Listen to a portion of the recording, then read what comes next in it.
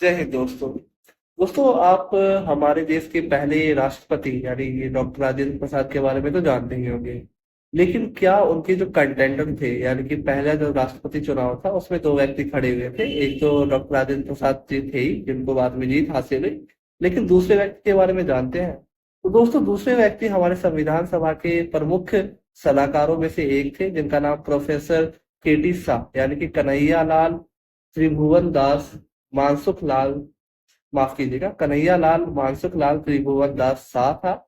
और ये हमारे, जैसा कि मैंने आपको बताया, संविधान सभा के प्रमुख सदस्यों में से एक थे। इनका पूरा नाम मैंने आपको बता दिया और इनका जब जो जन्म था वो 1888 यानी 1888 में हुआ था। और मुंबई महाराष्ट्र के ये रहने वाले थे। हालांकि इन्होंने अपनी पढ़ाई जो थी मुंबई महाराष्ट्र में की थी। लेकिन ये आगे की पढ़ाई के लिए लंदन चले गए थे और वहां से इन्होंने लॉ की पढ़ाई आगे की थी। ये कई सारी लैंग्वेजेस को भी जानते थे, इसमें हिंदी, इंग्लिश, गुजराती और कई सारी लैंग्वेज और थी, महाराष्ट्रियन यानी मराठी, कई सारी लैंग्वेज थी। ये अक्सर अपनी जो राय थी, अपने तो जो ओपिनियन थे, हमेशा दूसरों से अलग रखते थे, स्वतंत्र रखते थे, अपना इनका एक पॉइंट ऑफ व्यू अलग ही रहा करता था। और ये भारतीय संविधान सभा के सदस्य होने के साथ साथ भारतीय निर्माण में इन्होंने काफी सक्रिय भूमिका निभाई थी। संविधान सभा में कई महत्वपूर्ण आवाजें उठाई थी, कई महत्वपूर्ण मुद्दों को लेकर इन्होंने आवाज उठाई थी, जिसमें से समाजवाद, धर्मनिरपेक्ष, मौलिक अधिकारों के पक्ष में थे। शाह चाहते थे कि इसमें जो समाजवाद है और धर्मनिरपेक्ष जैसे शब्द जो है हमारे संविधान में, इसमें इन्हें ये मुख्य रूप से लिखा जाए, जैसे स्पष्ट रूप से लिखे जाए। और लेकिन उस समय इस प्रस्ताव को पारित नहीं किया गया था। वे एक प्रखर लेखक, विचारक और समाजवादी इंसान थे। अर्थशास्त्री भी होने के साथ साथ वो एक बहुत बड़े स्वतंत्रता सेनानी भी रहे थे और इंडियन नेशनल कांग्रेस के वो सदस्य भी थे उस वक्त। उनके लेखों और भाषणों से सामाजिक दृष्टिकोण अलग ही झलकता है।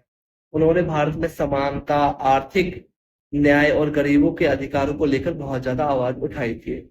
संविधान सभा में लगभग सबसे ज्यादा 300 संशोधन प्रस्ताव उन्होंने रखे थे, जो उस समय सबसे ज्यादा थे।